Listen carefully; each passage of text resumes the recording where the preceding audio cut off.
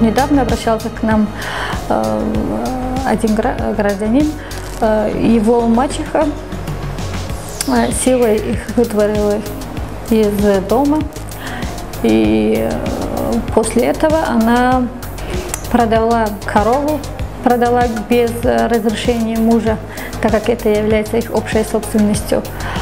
И отец хочет, чтобы ему вернули его часть доли от этой прибыли, которую она получила после продажи. Она вот эти деньги потратила на адвоката, чтобы он написал ей заявление, чтобы он ее представлял в суде. И они все-таки живут в одном доме, и это считается семейным насилием со стороны женщины. Ну, можно сказать, так как мужу 77 лет, а ей 30 всего. И она воспользовалась вот этим своей молодостью. Мы написали заявление в суд.